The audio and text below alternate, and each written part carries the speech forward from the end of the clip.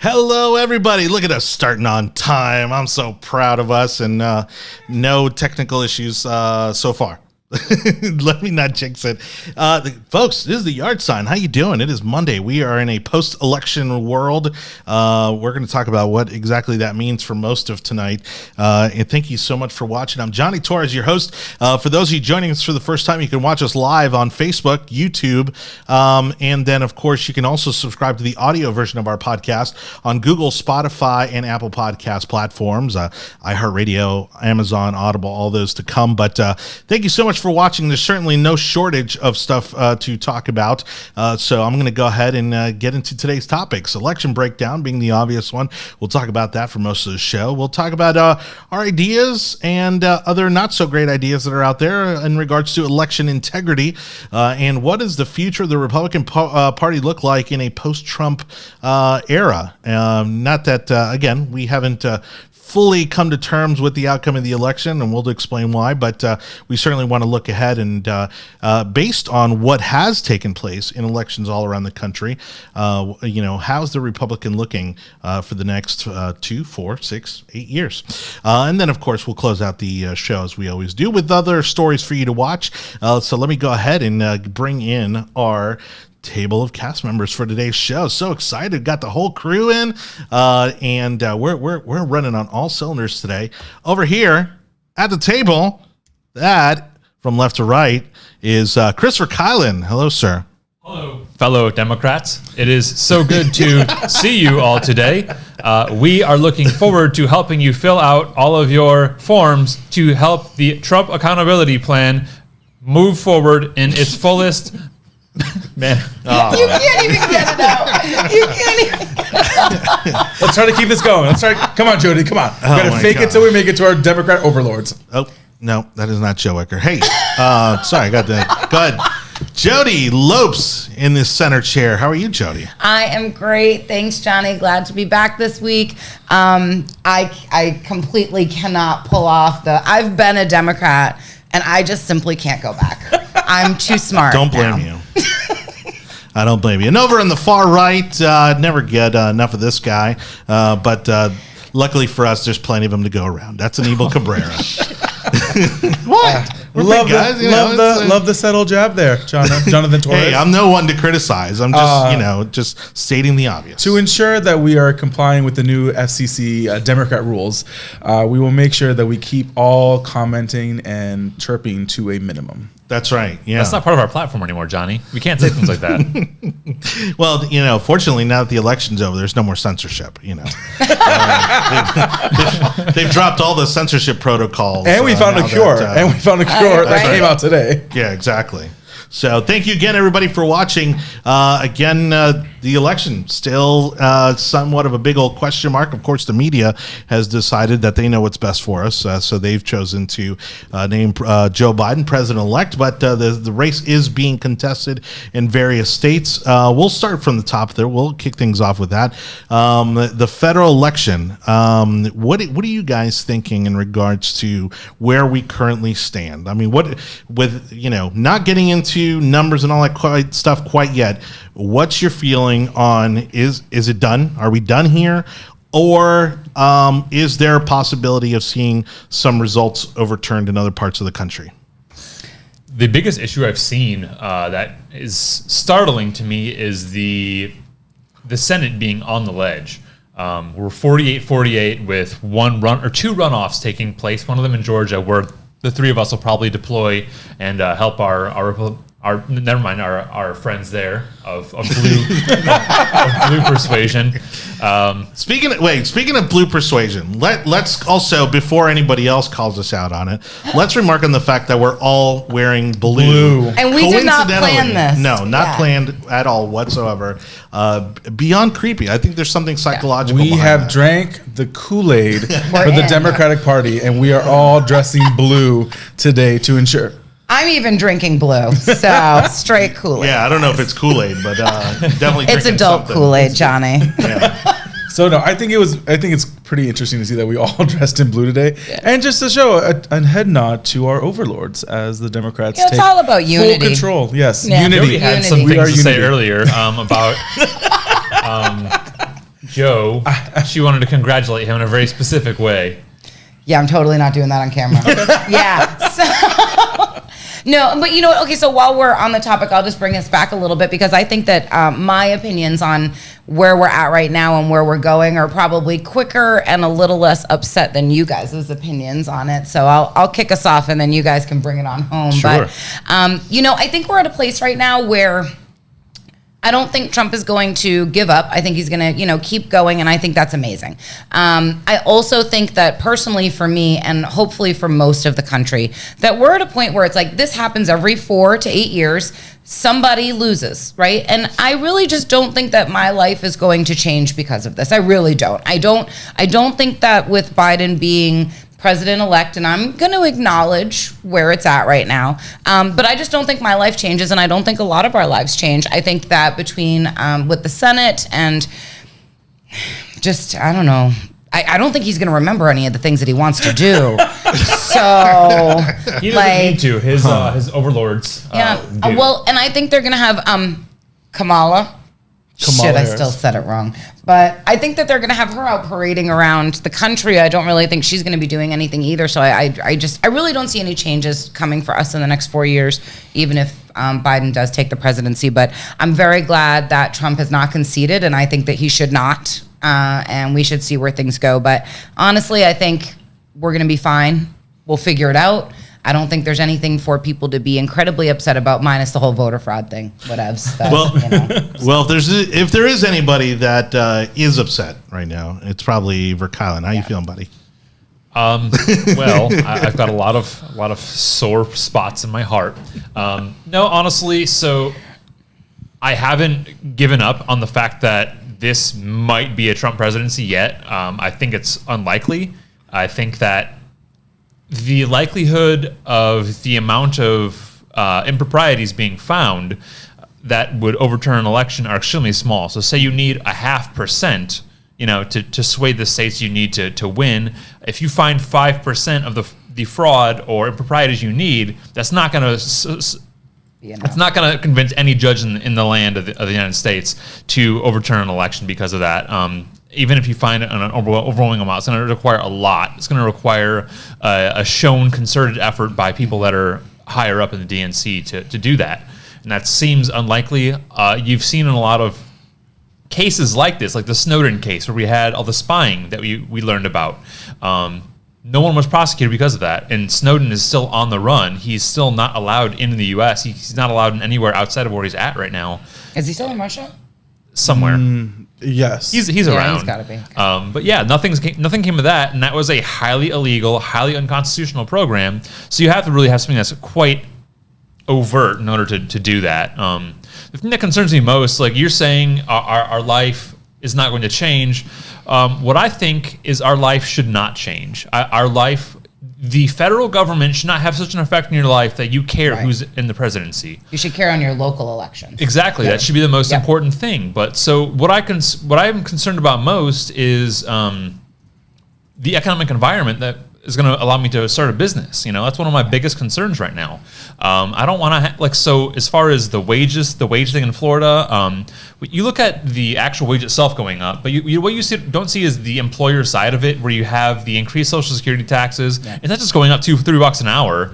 On the employee side, all the taxes that are on the other side of that are significant, and it keeps people from like me being able to hire somebody. You know, I'm going to automate what I can. For sure, because it'll be much more affordable. Yeah, I wouldn't be surprised if we see additional legislation or in the next election cycle Another vote. and a way to claw it back. I would not be surprised with that whatsoever. I'm gonna add to your discussion is that I'm actually perfectly fine in regards to everything from the down ballot. Am I upset that Trump didn't win? Yes, of course I am upset with that. Right. And I think we did a great job. And the beauty of it is in Florida, we live in Florida. We have a really good system here. We have a great governor. Yeah, we have a great governor. We have both Shout out houses, both houses in Tallahassee, and because of that, we are protected immensely from what happens in Washington D.C. And so we have those lines of defense when it comes to making sure that our rights are going to be protected. The governor's already said he's not going to put mandates on anything. He's not going to close down the economy, no matter what, and that's going to protect us and our livelihoods. It's going to do more than protect us. Actually, it's going to help continue to balloon us, because Florida is the place that people want to be right now. That is why the housing market is so crazy, because people are going to move here. Problem being, they're moving here from the north. Do not bring your blue votes to Florida. Well, it's already happened. No, it didn't happen. The $15 per hour minimum wage did happen. That's going to have a seriously adverse effect on our economy in Florida. Businesses will leave Florida because of that. I don't think that's the Northerners so much, though. I think that is because Florida's minimum wage was like $8. I think that was the problem. I think that if it had gone on the ballot to go up to 10, I just think whether we did it 10 years ago or now or whatever, I don't think it's the blue people coming that are affecting that. I just think that's Floridians saying, I don't have enough money because everything's ballooned so much. I mean, if you look at in 4 years from the house that I bought 4 years ago to the one, and where I just sold, it went up over $50,000 in 4 years. So like, anybody in Florida that was making minimum wage, they just can't support their life. I don't agree with the minimum wage. I voted no on it, but I don't know that that's a result of the blue. I think Florida would have voted on that either way. I have to agree. It was an overwhelming majority. It was 60%, I believe. Yeah. Well, I think they're going to, from what I am told in Tallahassee, they're going to keep on polling the voters and see if they can drop it. Again, as long as it goes below 60, it's no longer effectable. It has to be above 60% to get onto the Constitution. So I wouldn't be surprised if they start chipping away on that vote count. I mean, this is Florida. We've done this before. And I wouldn't be surprised if we figure out, and again, they've done this before where they figured out a way to claw back amendments that make absolutely no sense. And some amendments that came in that you have to win 2 cycles back to back to get in. It's way that failed. Easy. That measure failed. Did it fail? That failed. Yeah. So I really think they're going to figure out ways to claw it back in one way or another. I would like that. That's going to piss off a lot of people. I mean, they're going to be like, "Oh, this is just like the felon voting rights thing, right? Where you changed the wording. Where actually, no, you didn't. You just didn't read it before you voted for it, like an idiot." And we do have 5 years, right? So we've got 5 years while this is happening, and who knows, what happens in those 5 years with the economy. Maybe it does make more sense at that point to. Maybe it makes more sense, and maybe it doesn't have this ballooning effect that we think it's going to have, but. I think it's going to be the small places that are going to take the hit. So like you as an entrepreneur, or you're starting a business, you're not going to be able to start it the same way. I was thinking about it already the other day, like my housekeeper. It's like she's going to have to pay her people more money, which means she's going to have to charge me more, which means that I'm just not going to use the services anymore. And what's going to happen is she's going to lose business in general all the way around because of it. And I just don't know if some of these people really thought about that when they I was this close to hiring a housekeeper to be able to maximize my effort into my business, and now I'm not going to be able to do that. Yeah. I'm going to tell you what, it's totally worth it. It's totally worth it. I have never been happier. I can't remember her name, but she's amazing. I'll plug her next week. Well, let's talk about. Well, you're lucky you're brown. Wow. So we're talking about the kind of the federal election, right? And now this is where we can kind of get into what is happening, right? Michigan issues apparently with the machines that were counting the ballots. Pennsylvania obviously drawing out, accepting ballots after election day. Those were rules. What ticks me off the most about this election is that they literally have been working since day one to change the rules, censor the administration. Like they've literally pulled out every stop they could to try to stop the president from being reelected. And that they're right now it's seemingly possible that they're going to get away with it. You look at basically what they're calling glacial pace at which they're counting some of these votes when you talk about Georgia and you talk about the recount in Arizona and again Pennsylvania. So it's frustrating because we shouldn't be in this position. It's 2020. It's not 1820. It's 2020. And the fact that we need to modernize our elections is something obviously for the next topic. But do you guys see any of the, whether it's Georgia, Michigan, Wisconsin, do you see any of that changing and possibly changing the overall result? So I'll say this. I think we are going to flip Arizona. I think that's what they've been talking about for a while now, that a lot of those votes that are coming in are probably going to flip. But we need 2 of the 4 states that went to Joe Biden this time, which went to Trump last time: Pennsylvania, Michigan, Georgia, and Arizona. I don't think we're going to get 2 of the 4. I think we might get 1 of the 4. And with that, I don't see the presidency going over. What is giving me some form of comfort at the end of the day is seeing the numbers coming out of Georgia, knowing that those 2 Senate seats, and again, we're sending people from Florida. Shout out to the Florida Federation of Young Republicans. Yeah. Shout out to the National Federation. We are sending people to Georgia for that election. I think January 5th is when that election is taking place, to pick which one.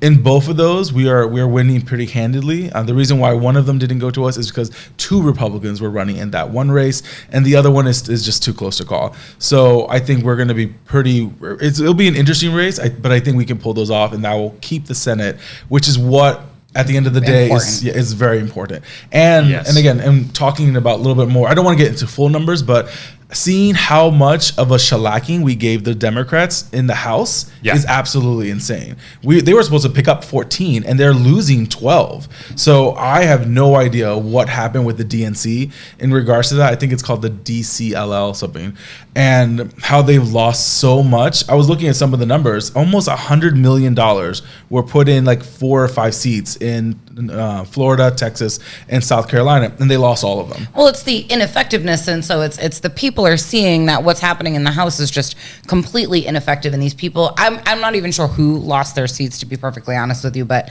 I think people have just been there too long, and they're ineffective, and I think people are starting to see that, and I think that even if people voted Biden or they voted blue on some things, I think they recognized the mandates and the regulations that were coming down from some of their candidates, and they either didn't vote or voted the other way on those. I think it's really interesting to see that turnaround. And I think it's going to be interesting, Chris. I want to know what your perspective is with an individual not voting red on the top of the ticket, but then voting red the rest of it.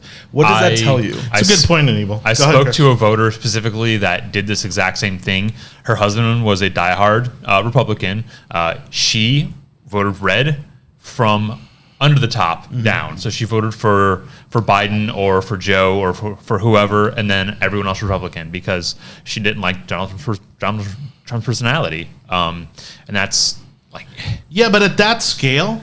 I mean, do you really think it would happen at that scale to where Republicans could make huge gains nationally and even statewide in many states and then still lose the White House? You know what I saw in my canvassing, I saw about 0.5% to maybe 0.75% of Republicans, strong moderate Republicans, anywhere in that range, that are not voting for Trump because of his personality or because they don't like him being an ass sometimes.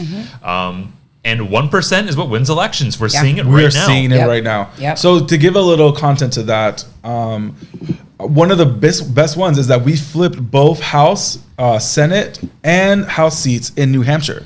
We control the entire legislators in New Hampshire. We are on pace. It's huge because those states have been blue for so long. Party operatives concede that they are no longer on track to take over Michigan or Wisconsin or Iowa's houses. Neither the chambers in Pennsylvania or Minnesota, the Senate in Minnesota. So these are states that we lost. We lost Michigan. We lost Minnesota. We lost Pennsylvania. However, in the presidency, we are taking their houses, and the biggest prize of all that people don't understand is that this is a redistricting cycle. Yeah. These large Republican swipes, we're going to win. We're going to have full control to pick to redesign the districts for almost 125. Hector, please check and see if I'm doing that right. 120 something House seats we'll be able to redistrict on our own. Texas is picking up a few. California is losing. New York is losing. Michigan is losing. Florida's picking up 2, right? That one? Yes. So that is again, Democrats, and they've done this now for multiple cycles where they lose plus 100 legislative races. And so now what we're seeing is something that we're going to be able to see in the future, that this keeps the Republicans in power for at least another decade when it comes to state house and Senate seats. And I could tell us about being in power.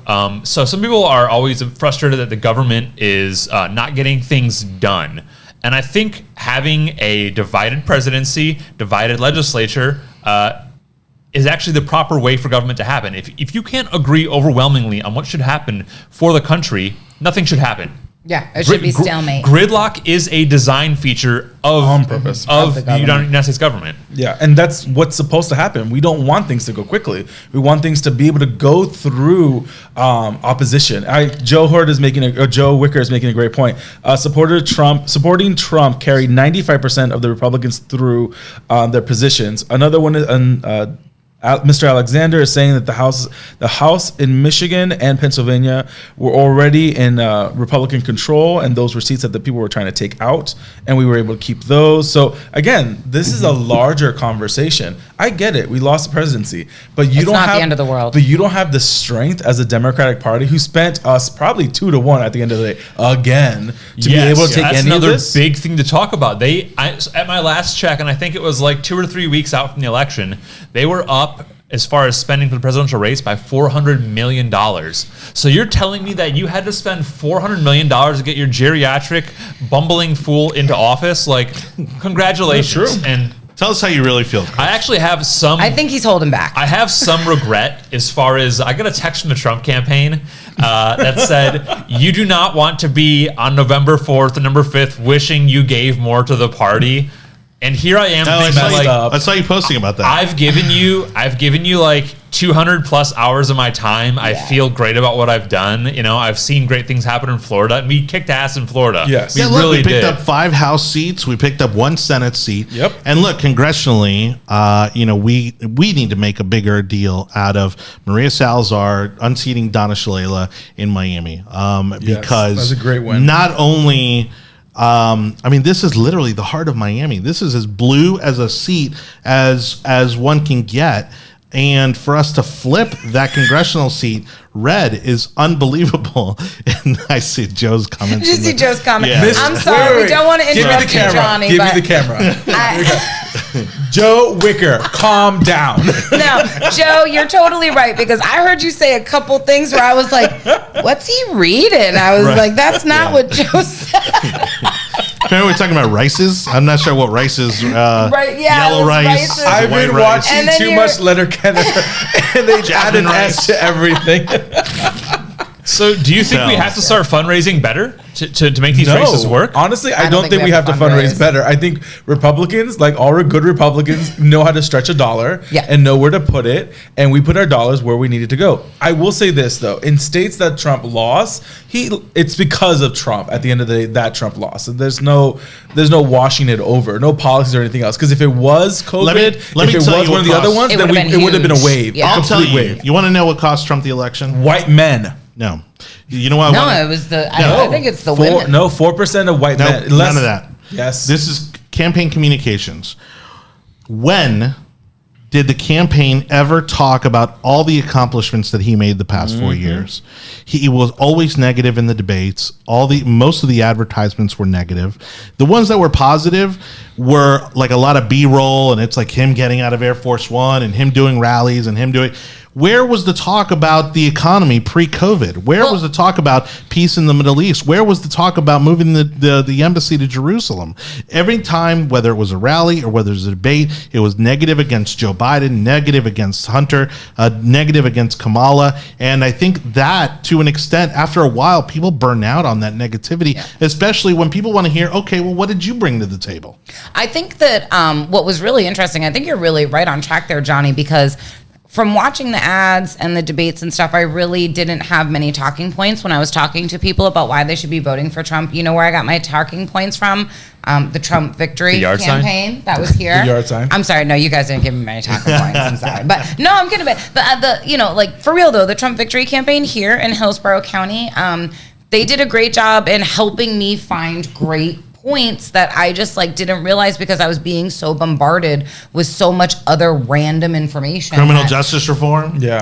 There was just so many things that they helped me. The Black Voices for Trump too, when I follow their Facebook page and their Instagram and stuff, I was getting amazing information to be able to have conversations about, and I really didn't see that education coming to me. I mean, I'm a supporter and I didn't know a lot of these things. So the people that were on the fence or that weren't a supporter or didn't know how it affected them wouldn't have learned that from the actual Trump campaign itself. This is a very good point, Johnny. I think the Democrats did a great job of making the game on their turf. Yeah. Mhm. They pulled us in the directions they wanted us to fight on because those were winning fights for them. Because whether they're right or not, it could be plausible that they were in the right for those, like for COVID, that we did things wrong.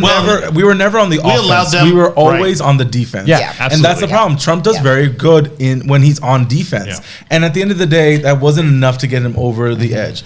Again, him himself made sure that there wasn't a wave, but we did lose in key states that we should have done. But like fracking, I'm very surprised Pennsylvania went the way they did. Now I'm going to say not all those votes. I don't know if all those votes are what they say they are. Well, and Robert in the comment section also makes a great dead miners. The historical Black colleges and university funding. Yep. Like, I mean, holy No one ever did that I would have run before, an entire campaign just around that accomplishment. Yep. And so the other thing I also want to point out is that when it came to the Biden campaign, okay, what they did was pretty brilliant because they basically took the Trump playbook from 2016 and they said, if we can't get people excited about voting for Joe Biden, what we can do is get them excited about voting against Donald Trump. And they did that very, very effectively. They got people fired up. They got people angry with BLM, with the riots, with all these other, every moment they could, they took that opportunity to make this a campaign against Donald Trump and not for Joe Biden and Kamala Harris. Because again, Sleepy Joe, nobody cared what the Biden campaign was doing. Nobody was showing up to these rallies. Nobody was showing up for Barack Obama, who used to draw thousands of people. Yeah. And then Kamala Harris just isn't likable. Like there's not, unless you're a woman of color of Hold specifically on. African. Take it back. No, but I'm saying like the only people that I saw. I'm a woman of color and she doesn't excite me, and I'm not excited about her being the vice president. Exactly my point. So I'm like, take it back. Yeah. So that actually cost me a friend this weekend. A long-term friend. So the Kamala Harris comment or Kamala Harris comment. So I had a friend was like, "Oh, I'm so happy that Kamala Harris is the first Black/woman vice president / Asian / whatever." Yeah, whatever. I mean, so she's also not the first person of color to be vice president. Yes, and there was someone under like Calvin Coolidge or something like that in the 20s. Anyway, so I cannot believe you stole that from me. Go ahead. No, it's fine. Continue. Anyway, so I simply asked, what is your favorite Kamala achievement? And this person replied, well, being the first Black and woman vice president is a pretty big achievement. And I said, generally in politics, you refer to piece of legislation, policy enacted, you increase efficiency of a government agency. You do something that's going to affect the life of your constituents. That's an achievement in my eyes. And you can say, no, that's not what I think is an achievement. But as opposed to giving me something that was like, I like this, I got, you're mansplaining to me, and you are a sexist, and all of these negative, divisive comments. And it was, I gave this person a chance to, I said, I really don't like to make a substantive. I don't like to be talked to that way. Please, Yeah. I've been your friend for a decade. Don't tell me I'm a sexist.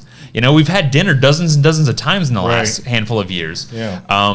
And I'm really sorry that your mom feels that way. I mean, it's a pretty terrible thing. My mom is a Republican, and she would smack me for saying that. I just, Chris, I really agree with you on that, though, because, and we had this conversation right before she was picked to run for VP. And I had this, and I felt the same way then as I do now, whether she won or not. But I'm with you on that. I don't think it's an achievement to be selected because you're a woman or because of your color. No. It's the achievement. Now, I do think it is an achievement when you make it to that position. So it's not just the policies and things, but I feel like it's an achievement when you make it there based on the merits of what you've done and your job and how good you are at it, not because you were de facto selected out of a small de facto group. Yeah. And so for me, woman of color that really enjoys opportunities and climbing the ladder and making a way for other women that want to be able to follow in my path, for me, this isn't something that I'm out there posting and excited about and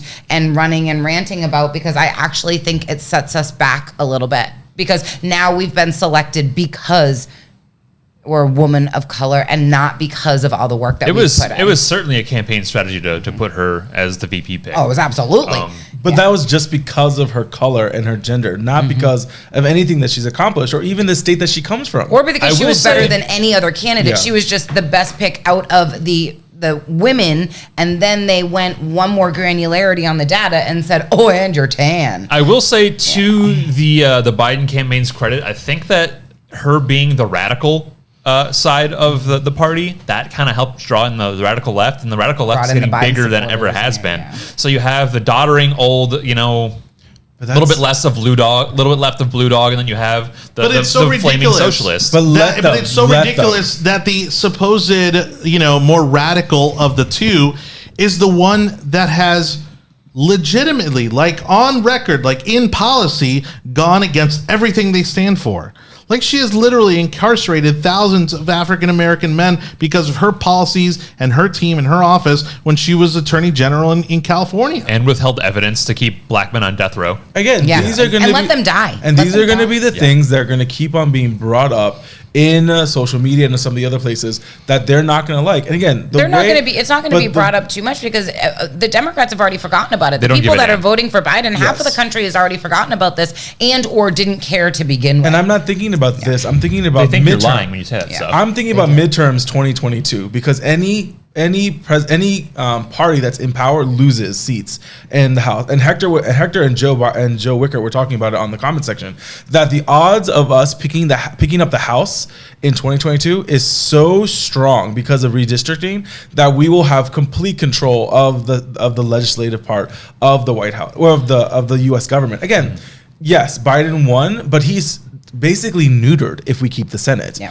Because then again, we who is the majority leader in the Senate right now? Cocaine Mitch. Your buddy, your boy. Cocaine Mitch. And he won again. That man won by like 6 to 10 points after $20 million dumped into that. I They think more than dumped that. a lot into him and Lindsey Graham. Oh my, Lindsey Graham with love like Lindsey 18 Graham, though. points. Well, Grandpa Lindsey. I love Robert- him. He's great. Our good friend Robert, who is just blowing up the comment section. I love it, buddy. Good to hear from you. So he's reinforcing what I was saying earlier. The other thing that he mentioned that I did forget was the opportunity zones. Opportunity zones. Which were passed by Tim Scott and then, enacted by the president, and how amazing those have been in black communities throughout the country and continue to be. Now, was it perfect? No. And here in Tampa, we have some perfect examples that I could point out where it had flaws, right? But the overall, the impact that it's having on communities across the country Step in is the right unbelievable. And we heard nothing. All we heard about was Hunter. All we heard about was Sleepy Joe. All we heard about was, Kamala and her record. And all those things are valid, but he had so many positive things to run on that just got left on the table. And I think a lot of those things that we're talking about is the reason why we doubled the black vote from 16 to 2000 or 2020. That's the reason why we increase Latin turnout for the Republican Party. It's the reason why we turned out LGBTQ and young voters. The new coalition that the Republican Party has started to build is something that's going to last a generation. It's a If we bigger keep umbrella, on moving much bigger in umbrella. that place, and that's how you win.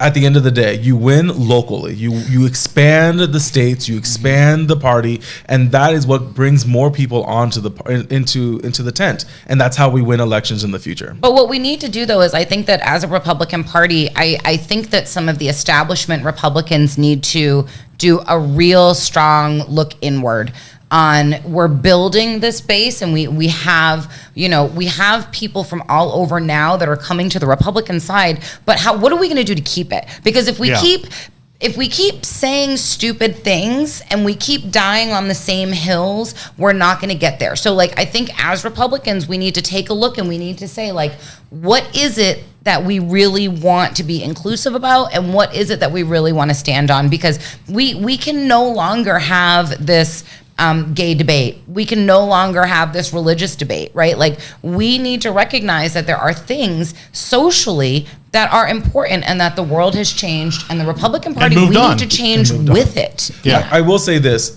one way of doing what you just talked about is adding money to it. You add money into these community outreach centers. I want to make sure that we have a Republican outreach Latino center in West Tampa or Town and Country for the next 4 years, the next 8 years. That's how that works. You don't remove the funding for those places. You increase funding in those locations. You increase funding for the log cabin. You increase funding for the Young Republican. You increase funding for the Black Voice. What's the proper terminology for their organization? It's like the Black Trump voice, but Black Voices for Trump. Black Voices for Trump. You extend that funding and you keep it so that they can get it out. Because this is what happened. What happened with the Obama administration is that he won 2 terms, but he got decimated in the state and local races. Yeah. And then when Hillary ran, she did nothing for those races either. And again, Biden. Democrats don't care about local elections; they care about national, and they think they're going to win that. They're very top-down people. Yes. Yeah.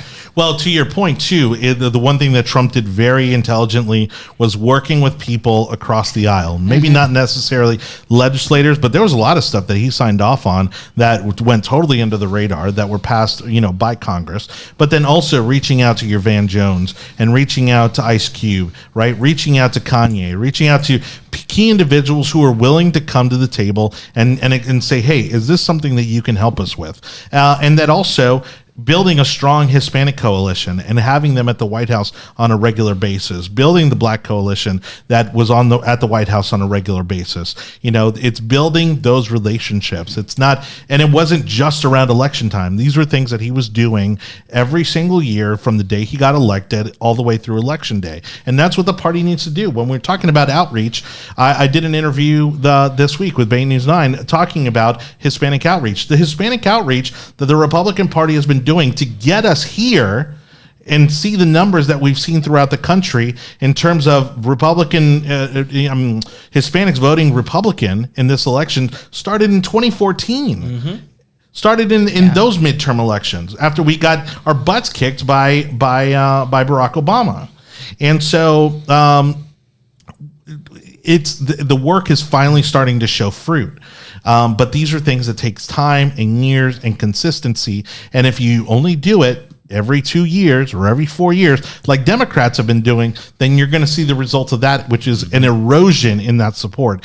And so you look at what happened in Miami, you look at what happened in Orlando, you look at what happened in certain parts of Texas and around the Northeast and the Midwest, where you saw not only a lower turnout by Democrats in some cases, but a lot of people crossing the aisle to vote for President Trump and make it as tight a race as it is because this coalition building has been active and consistent for the past 6 years. Jonny, do you mind if I respond to Hector? No, of course not. What do you say? So Hector asked in the comments, how do we bring such Republican groups like the HREC, which is the Hillsborough County Republican something?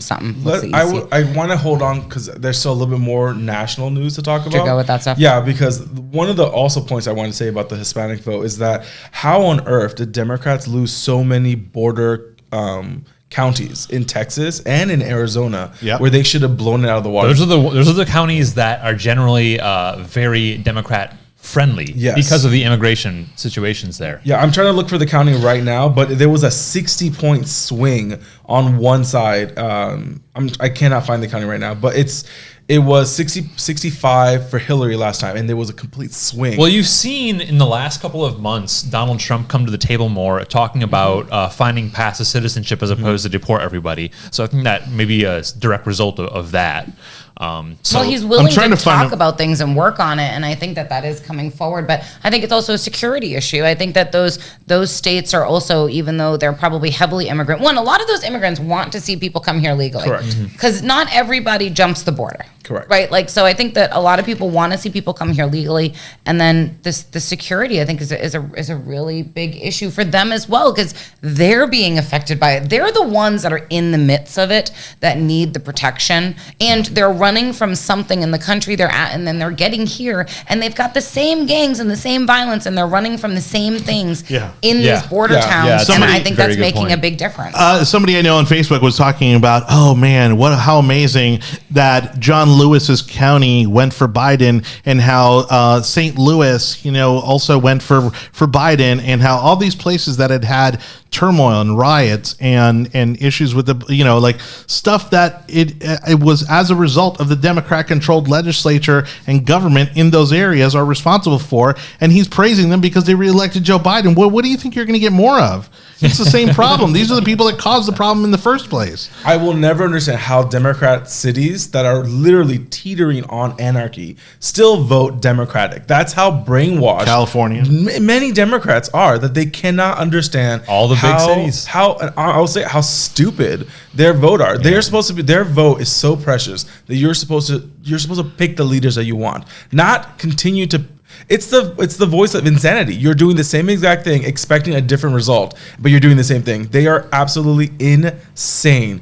And so I think we just continue to fund the organizations for outreach for the Hispanic, youth, the African American community, the LGBT community. Keep on pushing, because that's where we're getting the inroads. And if you think we lost barely, that's the thing. We barely lost this election in some of these states. And and if we get Pennsylvania, some of the other ones, it's still a percentage or two away. That's still on the razor's edge at the end of the day. It is. So if you get someone like a Nikki Haley, or we get someone that's again George, whoever goes to Georgia to stump, Nikki Haley's a white person for voting who's not a Republican.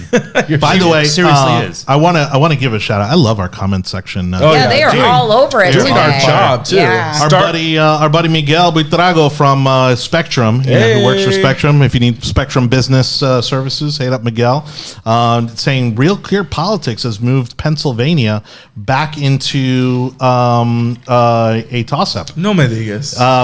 Right now, Real Clear Politics showing 49.8 for Biden to 49.1 for Trump, with 97% reported. So that could be a huge upset and flip happening in Pennsylvania. Look, Georgia's, according to this map, is still gray. North Carolina still gray. It's look, and we were talking about this off air, before before we started the show, and the sad thing is that I think we all know that if they do overturn the election results by some chance, it's going to get really ugly out there. It's and that's truly unfortunate, because we should be the shining example of democracy and in the world. And the fact that the other side was already rioting and protesting Wednesday, like Tuesday night, Wednesday morning, they were already out there protesting and rioting when the election results were nowhere near announced. They realized they were ahead. They were like, "Oh, we jumped the gun now a little bit." Oh, so But everyone, anyways, stay strapped or get clapped. That's an important thing to remember going forward. Real quick, I just wanted to reset the show. Thank you so much, everybody watching the Yard Sign on whatever platform you may be doing so. Don't forget, all of our episodes not only available on Facebook but YouTube as well. We're now back live on YouTube, thanks to Bake More Pies, who is providing this amazing equipment, this amazing studio. And so, if you need any digital marketing and advertising, make sure you reach out to Bake More Pies at bakemorepies.com. Also, again, love the comment section, but please make sure to share the episode if you don't mind. We're going to continue to grow the show, and again, the views are going up, the subscribers are going up, the audio version of the podcast, if you haven't subscribed to that, it's on Google, Spotify, and Apple podcast platforms. That has also been blown up, so the show going in the right direction. Again, topics now: election integrity, future of the Republican Party coming up, along with additional stories to watch. Chris, VerKuilen, Jodie, Lopes, and Anibal Cabrera at the desk. I know all you guys were diving deep into your phones and laptops as soon as I mentioned that. But look, this Real Clear Politics map is showing Alaska's still up for grabs. All right, there's 3 electoral votes there. Arizona back to gray. Literally a half a point difference between Biden and Trump. This is according to who, though? Real Clear Politics. Okay. 97% reported. Okay. I don't want to get too excited here. Is there a possibility that this could flip? So I will say this: if of the 4 states we flip 2 of them, I will be very surprised, and I think it's might be even a little bit detrimental to the country. And the reason why I say that, because again, we are not understanding how we are not understanding how our republic works. It is not the news agencies that elect the president. It is not the news agencies that dictate who wins or who doesn't win. It is the news agencies that are doing a prediction of results, which is why of all the 4 states, even if we don't win it, I want Arizona to flip so they can shove it in the face of Fox News, who called it quick at 7:30 on Tuesday. Are you insane? And while Like, we what's up with destroyed Fox Biden anyway, in right Florida, they called that at like 9:30, 10 o'clock. Oh my Like gosh. it was ridiculous. So one thing I think we have to do as Republicans, and this might be a very hard hill to overcome, is to get our foot in the door with the mainstream media. I know you said that last week, and we talked about it a little bit. Yeah, you're right. They spiked the Hunter Biden story. That should have been an election killer for Joe Biden, but literally 0 times it was even mentioned on the 5 big networks. Well, and you NBC. still have outlets and you still have individuals out there who want to claim that it's a conspiracy theory. Yeah, they think it's fake. They're like, oh, this is you're just saying that because of the Russia thing. You're trying to do it's a revenge story. They still It's won't even all say that Trump is his verifiable. president.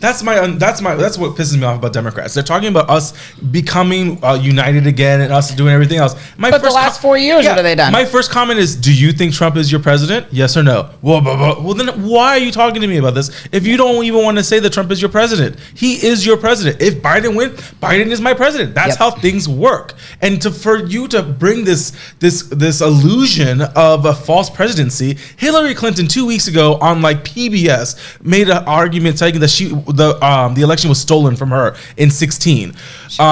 What is it? Miss Adams in Georgia said that she's the governor of Georgia when she's not. Well, Hillary is so upset about the Electoral College, but that's how Biden's winning now. So what do we want to do about it? Girl, right? Where do we want to go? I have What no do time we for want to this. I have do? no time for this. Oh my God! All right, so do we want to go ahead and move on to the next? We did. we can- did 45 minutes on that. we first, can walk around. Are we going need to to- let's integrity move next? into Are we going to other discuss some of things. the potential fraudulent activities that happened? Or do we? I don't Well, it's know. not only about discussing all the shadiness that's been going on, but also what are some solutions? What are some things that we should be looking at to bring our election process into the 21st century? It's 2020 Well, again. so- It's not 1920. It's not 1820. A big part of the problem- we should not be a week out from the election still counting ballots. We are always a week or 2 weeks out of the election and still counting ballots. That's But why we do shouldn't But we be. shouldn't be. In this day and age, we should not be. Although technology is a little too open to hackers because the government is never going to come up with a system that's better than what like a private technology sector could come up with. But Tesla, Elon Musk. yeah, put Elon on No, it. I don't want any of that. What secures our elections is a decentralized, locally run organization. I trust Elon with anything. Florida looked like a hot mess in 2000. And now we had all of our stuff up We're and ready amazing by now, 8:30, 9 o'clock. We know who exactly Yeah. was going to win. Yeah, And but look, the early voting in Florida, I think, makes a really big difference. Yes. Like we, and I think in Florida we started counting early. Some of those states didn't start counting their early votes until election On day. purpose. Like On why? purpose. Get that Pennsylvania- shit yeah. done. Well, all right. So the issue with they didn't want the projected results from the early voting to affect the election day or whatever else.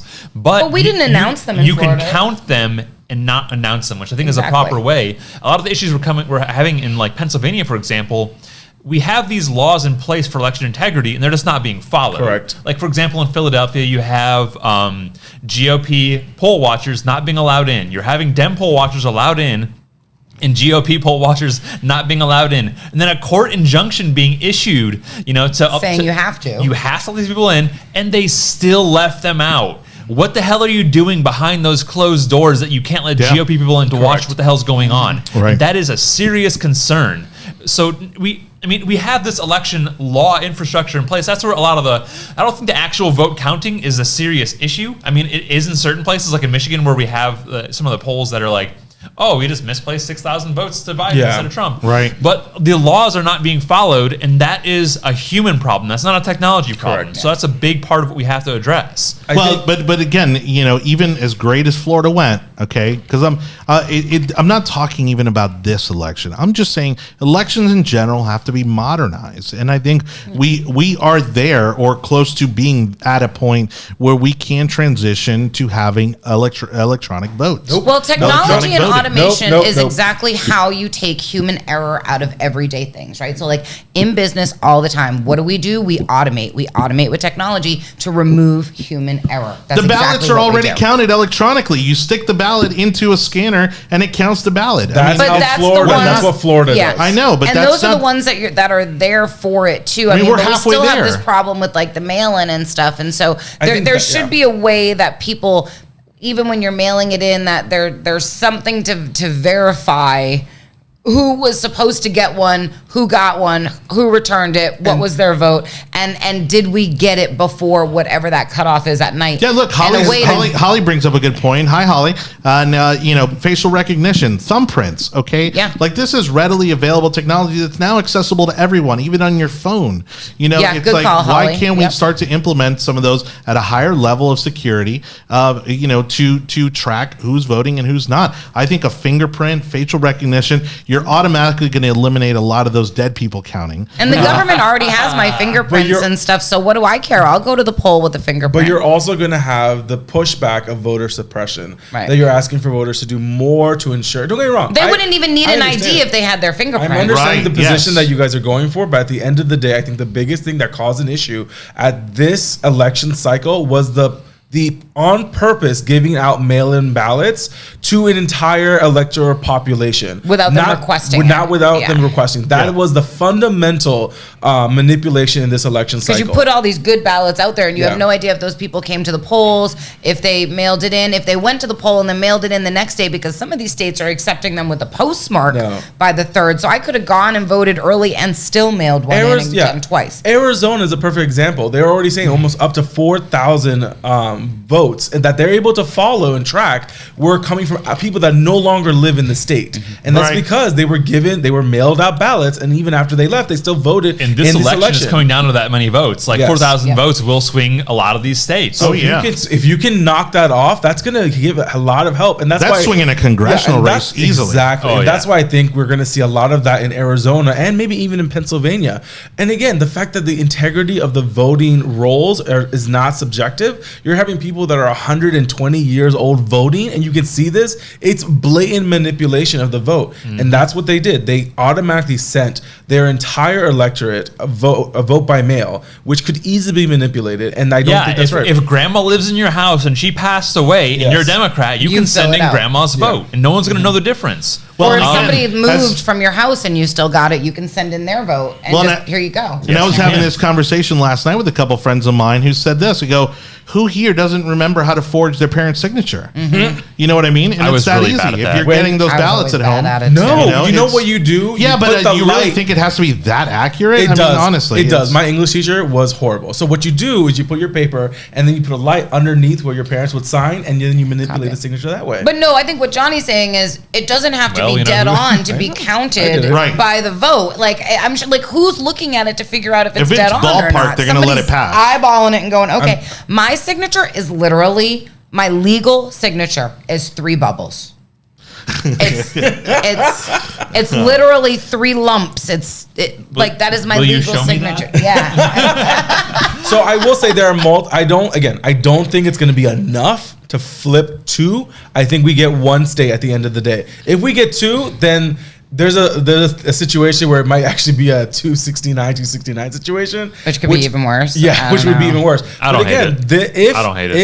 If the president actually gets this out and is able to pull it out at the end of the day, then we're gonna have a situation where people are gonna have to understand this is how democracy works. No, This they're is not how going to. That's the not republic works. today's culture. No, that's they not want it today's today. culture. They believe the news media so much that they don't understand. It's not the media that calls it. Right? Yes, and no Yeah. one's going to come to that realization. So one thing that I found disturbing was, as far as the vote tabulations, when you look at computer logic and computer coding, Yes. the complexity of choice A, choice B, and tallying choice A, choice B, and forwarding it into a total of choices, it's a very, very simple set of code to read a ballot. The fact that you can have thousands of ballots go the wrong way and to be tailored the wrong way is disturbing, because the security part is the hard part. The 128-bit encryption, etc. That's the hard part, but that's not what involves counting votes. It's really, really weird that you can have these things multiple this states. phone is capable of doing voting tabulation 1,000 times over. Yeah. And that's what I'm talking about. I mean, if we can send people all over the country, house to house, to make sure that you filled out a census ballot, then if you can't come to a precinct location, all right, why can't we send somebody to your house to let you vote? You put your fingerprint, you pick your candidates, and you submit it electronically, and we're done. I do think the electronically is a little bit of an issue, though, because like you were saying, like it can tally a vote, but it's the security pieces. But can it tally a vote? Because have you guys seen too that the election software used in like 6 of the states in question is all the same software? And I saw an article somewhere that they did an update right before the election, which introduced a bug. Now I'm in technology. Guess what? Bug or feature? Bugs happen all the Well, time. I'm going to call it a bug. But I mean, I'm a technology. Anytime I do a release, something gets messed up inherently somewhere in the system. You've changed something. So, I mean, the software is still a problem, because even if it can tally it, how do we even know that it's tallying it right, or that there's not something else that's I think you should be able to go online and see what your ballot came through as. No. I think, again, the less national, it needs to stay as local and as non-connected as possible. That ensures voter integrity, to ensure that you can still do it via Pinellas County or to make Hillsborough sure that County. no outside influences that vote. Now, what I do agree is that you should be able to see if you voted or did not vote. That's a big deal. Which I think do you that. can. You can do Yeah, that here, I but think you seeing who you voted for and everything else leads into a lot of manipulation. It leads into a lot of Buying votes. There's not a lot even of buying exposure of but data. But you understand Yeah. the amount of, like, there's a reason why we didn't put a Trump sign in front of our house. There's a reason why we won't put a bumper sticker in our house, because people are so vindictive that Yeah. they're going to damage the property. I'm sorry. I just wanted to call out Holly's comment where she said that, and I don't know. I don't know how accurate it is. I haven't fact checked Holly, but I really like it. That the software company is owned by Nancy Pelosi's husband. Hector, do the fact check. I saw real quick. that a bunch of the voting machines were owned by a company that belongs to Feinstein's husband or something of that nature. I think that's kind of more or less the same rumor that's going around. But Yeah. Again, it's one of those things like, okay, maybe it's true, maybe it's not, but that's not the crux of our arguments here. The things Right, we've already right, stated right. up until It's- this yeah. point Yeah. are much more important, and pertinent, and legally applicable than anything else that we've said after. Yeah. Look, I just want to go back to, just really quick in regards to Trump kind of running a mostly negative campaign that we were talking about earlier. Devin, says, if Trump had toned it down a little bit, he would have won huge in the African American community. agree. He's African American himself. I mean, he's in a lot of community organizations, and he says that he heard it from a lot of people. And again, there's only so much negativity that I think people can handle before they're just turned off by it. So then what can you imagine what 2024 is going to look like when we have someone that's not as bull in a China shop? We're going back to boring old politics. I don't think so. No, 2024 is going to no, be I don't- amazing, because it's going to be Crenshaw Haley. Oh my gosh. That's what I'm saying. I call it now, geez. and I would like Haley for at the them to top of the recruit ticket. me And for again, their campaign. I will- Haley at the top? And I will say that No, Crenshaw at the top. No way. I will say this though, the reason why we did not win in She won't Arizona, do it. there's a reason why it's not a bigger win in Arizona, is because Trump for the longest time had a vendetta when it came to McCain. Yeah. And even though we not like McCain Yeah. and everything else for what he did That was in the bad news. past, Yeah. in Arizona do. that family is seen like a god for some Yeah. odd reason. Right. What's his daughter's name that's on the Oh, View? the one on The View. Megan McCain. I mean, Yeah. she's like the princess of Arizona. Right. And she totes it that way. So I'm not surprised that we're losing, that we are so close in Arizona. And if you would not, there's no need to attack John McCain. No. There was never a need to attack McCain. And that's, again, it was self-inflicted Well, wound. you also Well, that's- had the papers running. Oh, Trump had the McCain USS McCain hidden in Japan when he visited because he couldn't handle seeing it, which was bullshit and totally made up. Yeah, that's so that's ridiculous. like, okay, he stopped attacking McCain. They're like, no, we're gonna make sure people think he's still attacking him. But, at But the end here's of the day- other point that I also wanted to make is that The other big, I think, a strategic mistake they made was attacking the mail-in vote, the mail-in ballots. I get it; it wasn't ideal given COVID. Obviously, it had to exist in some form to reduce the number of people physically having to go to the polls, right? Making the voting more accessible. Not a fan, right? Because there wasn't enough verification in place. But if he had embraced it and he had said, you know what, Republicans, go out there, get your mail-in ballots, send them in. I think we could be looking at a very different election. But I bet you that people that maybe didn't want to go to the precincts and that maybe traditionally would have and decided that they didn't trust their vote going by mail, I think maybe didn't vote at all. And I think they should have embraced the mail-in ballots versus attacking it and discouraging it. We did actually. So as part of canvassing in Hillsborough County, but that's absentee ballot chasing, and it's not the same No, thing. we still push mail-in voting. We asked people if they had their. But Florida didn't do that. Florida didn't do the mail-in ballots. No, but I was saying on the ground. And the opposition the campaign had to mail-in balloting was not mail-in balloting. It was mass unsolicited mail-in balloting, and the media has conflated those two things. That's what I'm saying, though. I'm talking about the latter. I'm Johnny, saying I think it goes back to what Chris is saying is in Florida, we worked on that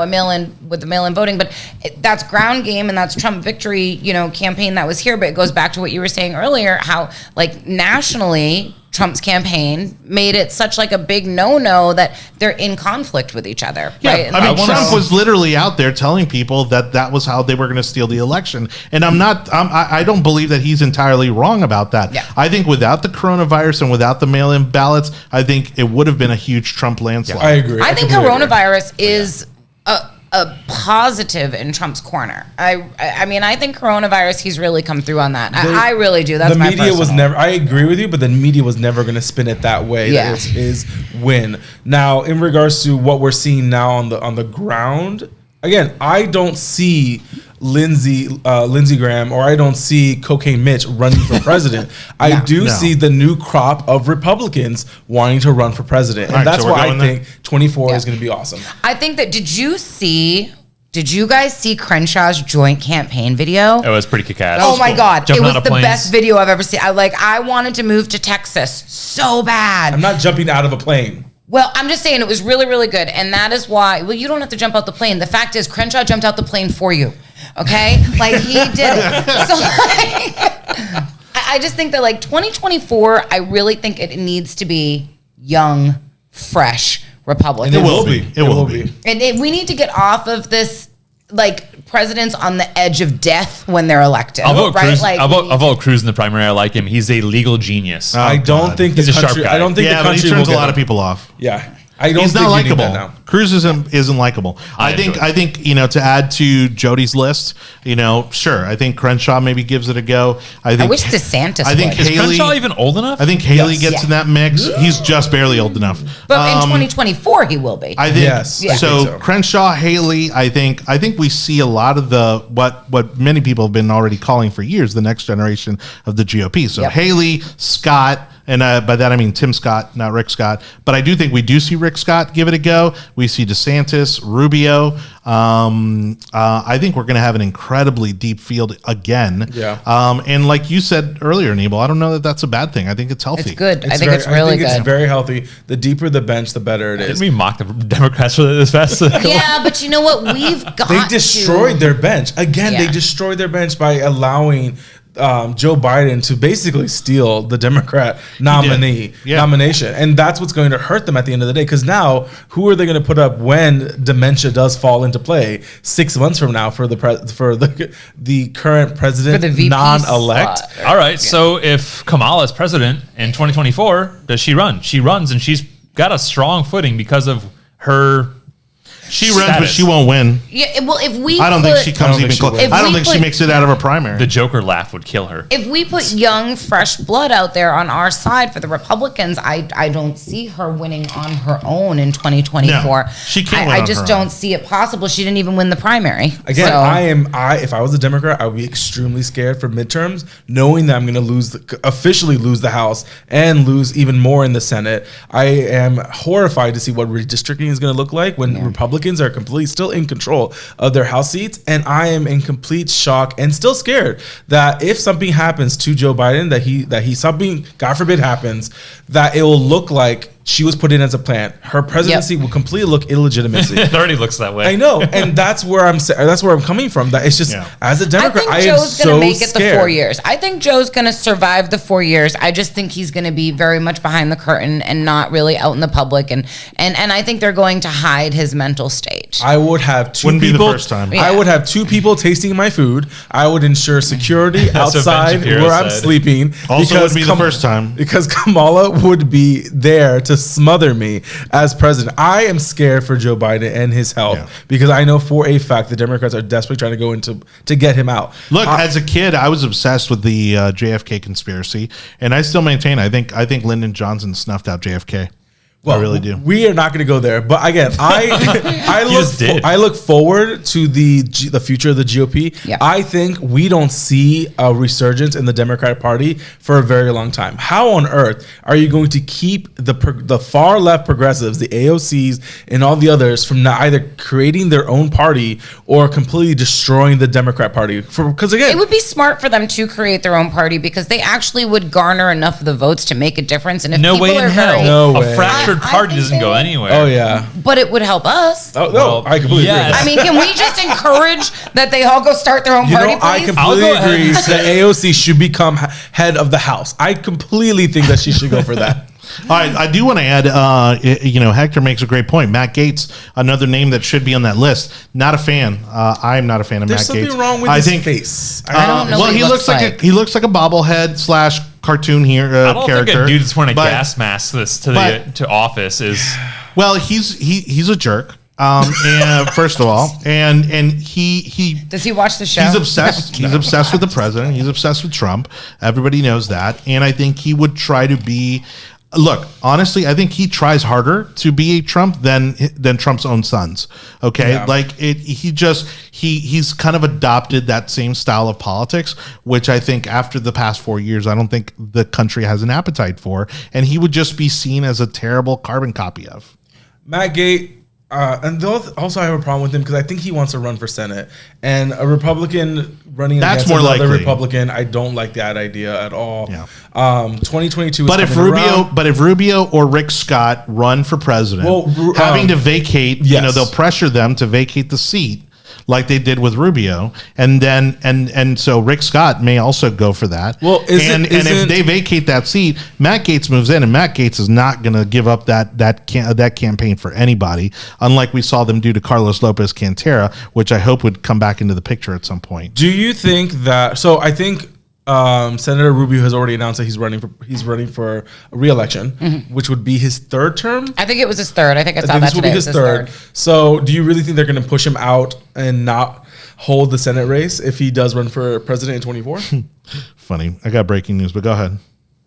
Oh wait, well now we want to know what it is. And this is retweeted by Joe Grutter, state chairman of the Florida Republican Party, which we have an interview with, so look for it on YouTube. But Javier Manjarres down in Miami reporting that Marco Rubio announcing he's going to run for re-election in 2022 to fight socialism. Yeah. Ready That's for what this works. fight, and I welcome it. So, I mean, there you have it. He's going to be, and look, he wins. That's another 6 years. I don't know. I think Rick Scott, I think it goes one way or the other. Either Rick Scott runs for president, opening that opportunity for Matt Gaetz, or Rubio runs for president and Rick Scott doesn't, but I don't think both of them. I think go for neither. it. I don't think Rick Scott's I gonna don't think run. Rick Scott's going to run. I honestly don't think that I at do. all. I really do. I think he wants to run. I don't think he will run though. I think, and also with Rubio, I love Rubio to death. It's but open season, I don't though. think he's going to There's run. no either. incumbent.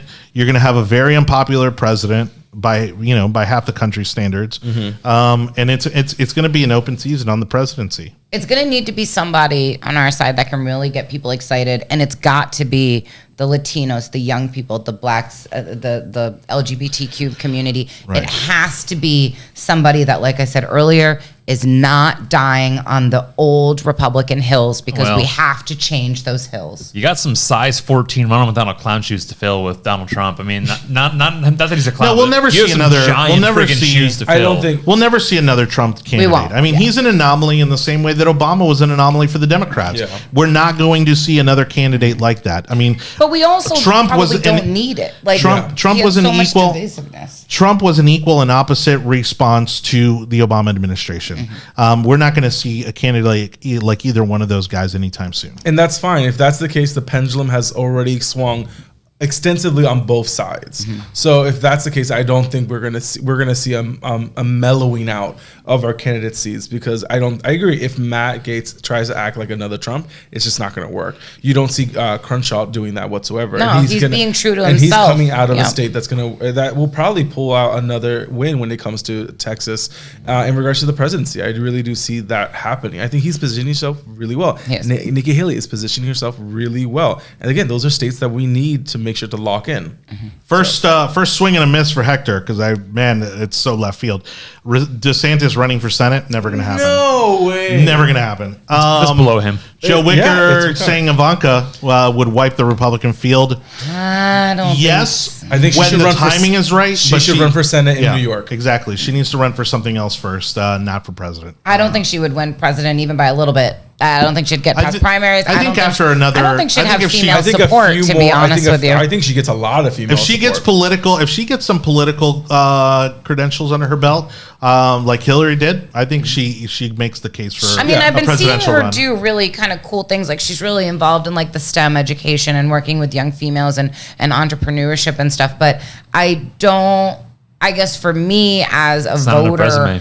I don't look at her as somebody that I would No, you're want right, to Chris. lead my country. And I think that should never get there. But let's be honest, I think she New York. basically She'll filled. get a spot in New York.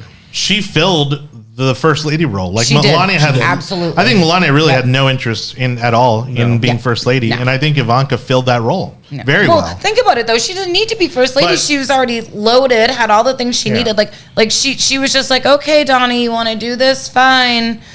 Like Well- we're moving to Florida then. Like I mean. No, and to that point too, it's you got to also the factor that people tend to overlook when talking about Ivanka is Jared.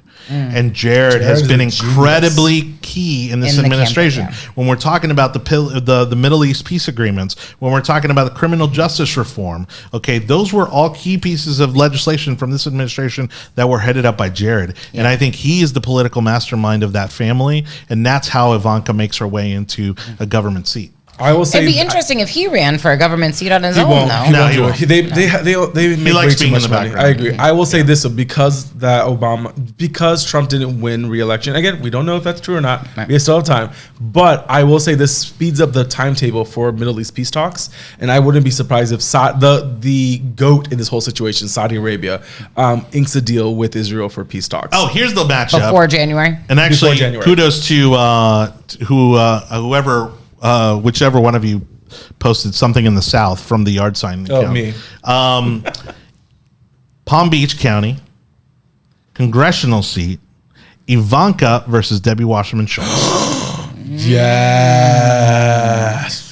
Schultz ladies. That would be amazing. I would love that. That would be amazing. And she could beat Debbie Wasserman Schultz easily, I think. I think she'd take Debbie to town. Okay, so let's real quick talk about the. Chris is like, what? Do you not like Ivanka? No, I don't think. No, I mean, I think Team she- Ivanka. I could take it or leave it. That's where I'm kind of like. Moving on, let's talk about the extremely local races, Hillsborough County. All right, yeah, because And we're what we- already 112 in. Yeah. So. Shocking. Or let's skip Hillsborough County. It's the same thing we've said all along. Look, I mean, the Republican leadership is out of touch with the political process. They don't have the experience. They don't have the donors' support. They don't have the elected official support or the candidate support because that has to be a two-way street. And Hillsborough County continues to move blue. We lost another county commission seat, leaving only one Two. Republican. Two Republicans. Who's the other one? I thought it was Ken Hagen and That's it. It's 5-2 right now. It is 5-2. There's another Republican. Who's the other one? Merman lost. Yeah. She's out. No. Somebody was already there. 5-2. There's one more Republican. There isn't. This is Gerald's county, It not was mine. Merman and Hagen. Somebody chime in on the comments on who's on Is there Hillsborough somebody County I'm forgetting? Commission. Oh, Stacey White. Stacey White. Oh. Yeah. That's Okay. what- All right. So it's 5-2. We still lost a huge seat. we lost District 1 Yes. with less Which than, we shouldn't have. No, we should have never lost District 1. And I think we lost District 1 by 2,600 votes, which is definitely something that we could have won easily. District 1. District 6, we lost by 36,000 votes. And then District 3, we lost by 54,000 votes. So we definitely weren't going to get those two. And I didn't think we were going to get 5, 6, or 3. But 1, that is... Considering the disparity in Dems versus Republicans in Hillsborough County, it's not as bad as I would think. We should have won. That should have Scott won. Levinson, Harry Cohen race should never have been that close. No. Now, the fact that we could have won it, I think, is exciting, but that race should never have been that close. Merman should have won that race. But it goes to show you that in Hillsborough County, the Democrats are more organized, more well-funded. Yeah. I don't think they're more well-funded, nor do I think they're well-organized. I think it's the lack of organization and any amount of effort from the If HRC they're organized, here. period, they're better organized Yes, Republicans I will say in Hillsborough that. County. I agree. I completely agree. I've spoken to people working on some of the campaigns in Hillsborough County, and the amount of inexperience and lack of wherewithal at some campaigns, even in the primaries, not knowing what the hell they were doing at that point in time. When you've got $150,000 in your bank from donors, you have to do better than that. And the But that's REC is really what should be putting that together. Well, no, and you kind of hit it on the head right at the end, which is we're used to seeing an experience from campaigns, right? Mm-hmm. People who've run for the first time, who refuse to hire a consultant because they don't know what they bring to the table, who don't know how to hire political operatives to run their campaign, work on their campaign. But the REC should be the one consulting those campaigns and pointing them in the right direction and telling them when they are, going adrift. And right now, there's no rudder there. There's nobody, that with any experience, with any credibility at the Hillsborough County Republican Party telling people how to win elections. Well, I'll tell you what's going to happen. And as people that are involved in the other organizations in the county, we're going to have to get together. TBYR, New Tampa Republicans, South Tampa Republicans, we're going to just band together and negate the REC's existence. It's not going to work. It'll 100% work. We already started working together in this last election, okay? And this is after, the primaries were finished and realized, oh shit, what are we going to do? We have to start doing things to make these elections effective. And I saw TBYR work with New Tampa. I saw STRC work with TBYR. I want to say this. There's a reason. Yeah, but you're talking about one or two events. There's a reason why. It wasn't You're a not concerted. talking about We're not a talking major about a foot concerted, camp. yeah. Like, I mean, it's a nice TBYR start. didn't do anything for this. From what we've learned from those couple of events, this is how it's going to be going forward. At least You were basically replacing the REC. Exactly. Which again either needs to happen or the REC needs to be overturned. Hector's talking about the culture war, okay? And basically what's happening here at the local level is that you've got a bunch of people who want to purify the Republican Party and refuse to have anybody who doesn't fall in line with their belief system, that they want them out. And, so instead of actually following Reagan, okay, like a lot of them claim to do in talking about a big tent party, these people basically want to purify and have the purest of the pure. Meanwhile, they don't realize that it's become a cesspool of incest, okay, where nobody knows what anybody's doing because none of them have any experience or any idea how to win any elections. Now, I am not part of the HREC, and I will say that I think that a big part of this goes back to what Hector was asking earlier, where when you say they're looking for kind of like purists, right? It's that we have to get off of these hills. And Right. if the HREC doesn't get off of these hills, they are never going to recruit people like me. That is their demographic that they Correct. need to be getting involved in the party, because guess what? I'm pushing 40. I'm going to have to come out of the YRs. Guess what I'm not doing? Joining the HREC. But you're right. I'm going to join one of the other clubs, right? I will New join Tampa, South Tampa, yeah. or, I'm the Alafia. I'm a member of the Alafia Republican Club. Like, I will maintain those memberships, but I won't do HREC, which means that they're never going to tap this potential that is out there in Hillsborough County that they're not getting to because we cannot continue down this path of purity that Republicans want to get off the hill, stop dying on it. They are still running like it's 2010, okay? Because the whole Tea Party thing and the whole 2010 movement that started back then, that's when this whole purity thing started. And you're going to keep on and they're still, that's how far behind they are. They're still acting like it's 2010 around here. And you're going to keep on having this issue every single election cycle until they understand that this is not, we're not in the middle of Wyoming. We're not in the middle of Texas. We are in Tampa. Hillsborough County is a purple-blue, very blue county right now. If you're going to chirp about Trump every single time during a meeting and not talk about your local races and not talk about your local officials don't even go to your meetings. That's a big deal. Yeah. The fact that that's happening now. Well, and most people, and the problem is in that organization, they don't understand their role. Their role are the local elections. That's anything that happens within the county, okay? It's not the presidential campaign, not the Senate campaigns, not the congressional campaigns. There are other organizations for that. Their responsibility is Hillsborough County and to win races within Hillsborough County. And that's what they refuse to acknowledge and accept and take ownership of. And they think that the problem is everybody else except them when they've alienated everybody out of the organization. So I think that we all agree that it sucks and it needs some fresh blood, like everything else in the Republican Party. Well, we're working. The conversation right now is, will Jim Warshak run for a third term? His last two cycles have been devastating to the the Republican Party in Hillsborough County. And does someone like that stay around for a third term? I'll say that it's very difficult for anyone to say that he should stay around, but if he will, that's going to be the conversation at hand. Well, at some point, people need to make a decision, though. And I don't know this Jim person, and I don't know where it's at. But if you've done a shitty job at your job for 2 years or 2 cycles, then maybe you should see who else is interested in running. Let them run, and if nobody steps up to the plate, run again. Because like that is the only thing that makes sense to me as an adult, and just in anything that you're doing professionally. Like if you're doing shitty, move aside, let somebody else. But if nobody wants to, great, keep it, whatevs. But I agree. Whatever, not to kind of steal your thunder, kind of cut it off here, but Pam Bondi just tweeting out from Attorney General William Barr, who has authorized federal prosecutors across the United States to pursue substantial allegations of voting irregularities before the 2020 presidential election is certified. So every state's going to go crazy now? Well, it's not certified until coming down from the top. Early December is when it's certified.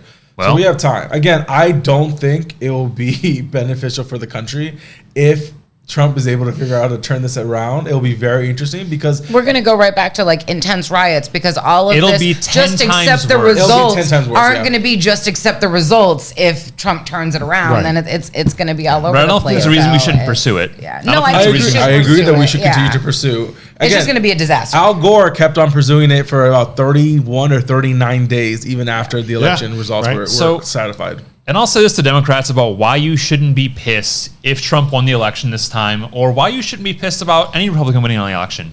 95% of your platform is achievable in private hands. Yes. Mm-hmm. If you want Medicare for all, you just got 74 million votes for Joe Biden. The largest health insurance company in America is 70 million people. There's like some 30 million below there, but you can draw half of those clients from those health insurance company, and boom, you have an experiment for Medicare for all or whatever permutation of health insurance you want. You don't have to tell me I have to pay for it in order to do it yourself. But they want if the it government works, to people do will it join it. You don't have to force Jodie. You don't have to force all of us to pay for it. And that's exactly what they want. They want everyone who's involved to have to pay for subsidies for this. They can't make it work without subsidies, without preferential treatment from the government. I mean, then you have the whole fossil fuels thing. You all can start driving Priuses today. You don't have to. You can go. You don't have to take away my Silverado to do that. So I mean, look within yourselves and think, do I need to force Republicans or people who don't agree with me to do my bidding in order to make the change I want in the world? No, you don't. It's immoral to force them to do things that they don't want to do. I 100% agree with you. I completely agree with you also. And that's what we're going to see. Yeah. Certain states are going to push back on the Biden-Harris agenda when it comes to them pushing, when it comes to them dealing with energy, when it comes to them with housing, the Green New Deal, all of this bull crap that they're going to try to spin on us. We're going to have to push back. And that's where we're going to push back. As Republicans, we're going to keep on pushing back. But this notion that he won a mandate and everything else, do you understand that 35% of the eligible voters in the United States chose not to vote at all. Chose not to vote at all. So don't give me this crap that you won the majority of people in the United States. No, you didn't. Technically, the majority of people either voted against him or didn't vote at all. So that's where people don't they don't understand the process. You don't understand how the republic works, and you're going to get pissed when it doesn't go your way in the next 10 to 15 days. Again, anything is possible to happen. What's going to happen? The media does not tell us who the winner is. When they certify the results in the next week or two, then we're going to find out who won or not. So I just figured out the graphic for our new segment going He forward. just figured out we were muted the whole time. So no. Because that's happened. This is well, no. This has been a really good. It's been great. It's It's been been great. amazing. Well, again, if you're Johnny, you've done a wondering, great job. Johnny, I want to give you props for this show. We're giving Johnny props because Oh, we thank you. started on time. We haven't know. had any technical difficulty. This has been a really We're smooth definitely getting show beer today. after this. well, and after Beers for Torres. after our last episode, if you want to enjoy a little bit of unexpectedness in our show, go ahead and check out the last 10 minutes of our show. But we have a new segment now called VerKuilen. What is this? What does this refer Dude, to? he's got the same haircut and everything. Oh, Actually, I a love very it. good That's really likeness. good. Yeah. Who is this guy? You don't know who that is? This is Anger from Inside Out. Come on, man. Catch up with You your don't have Disney kids, movies. that's right. Yeah. Not yet. I've seen it, know. but not. I wouldn't know who it was. Did you have That's a any great movie, though. All right. that was I will. Actually, on that note, if you haven't seen subliminally in the back Buzz Lightyear and my friends from Toy Story, I want to give a shout out to the best animated movie ever created on planet Earth, celebrating their 25th anniversary. Toy Story, officially Heyo. 25 years old, and absolutely love that movie. But you guys, let's go ahead and wrap this up with stories to watch left to right. VerKuilen, what story are you watching that we didn't get to tonight? Democrats, you have a bunch of you. If you want to stop, you implement the Green New Deal, do it yourselves. If it works well, people will follow you. That's all I have to say. Yeah. I don't have a story to watch because I'm trying really, really hard to not watch the news. So Yeah. I'll fill you in on whatever I wasn't able to avoid next week. But just keep your heads up. It's okay. Our lives are not going to change that much under Biden. It's okay. And Anibal Cabrera. So interest rates dropping to no, I'm kidding. I thought you were seriously sincere. We haven't had an Anibal Stock market did in a change while. today, In a while. though. Yeah. I mean, I'm very much looking forward to Pfizer, not Pfizer. Pfizer with their vaccine that's coming out. Pfizer. Pfizer. Yeah. I'm really excited for that. I will not tell you how many points of stock I purchased before the announcement. That's all I'm going to say about that. we should talk about it we over will drinks talk about that. afterwards. Inside trading. But I will say, if Because you I'm not want, putting my money back in the 401k. if you want to purchase something, I would definitely purchase the baskets of medical suppliers and medical researchers. They're definitely going to be up as soon as this happens, because of course the election is over and we get an antidote. So, all right. For me, it's going to be lame, but I'm going to say it's honestly it's the election outcome. It's the results. I mean, I think, especially after the news tonight, seeing how many states are still on the table, as crazy as it may seem, I think if it flips, and I'm not getting optimistic, I don't think it will, but if it flips, it's going to be all out pandemonium. And I think it's going to be troubling. It's going to be a tough time for the country at large, but it's going to be a hard pill to swallow. But if they overturn the election results, it's going to get real ugly. Stay strapped or get clapped. And always for our Democrat watchers and overlords, Yeah. we Stay gave blue, America. we gave you today with the colors that we're going to wear. Yeah, we don't it's know what about colors we're going to wear next. This is as much support as It's you're about going to as get. blue as we're going to get. That's right. So, all right, on behalf of Chris VerKuilen, Jodie, Lopes, Anibal, Cabrera, I am Jonny Torres. Thank you so much for watching The Yard Sign again. Make sure you can catch previous episodes on YouTube and, of course, on our Facebook page. You can also subscribe to the audio version of our podcast on Google, Apple, Spotify platforms, and more coming very soon. When you do that, please make sure to leave us a rating and share it with your friends. Thank you so much for watching. We will see you next Monday with a lot more to talk about and possibly a new member of the show, a very big new member of the show. So I'm excited about that. Good night, everybody. Say bye-bye, kids.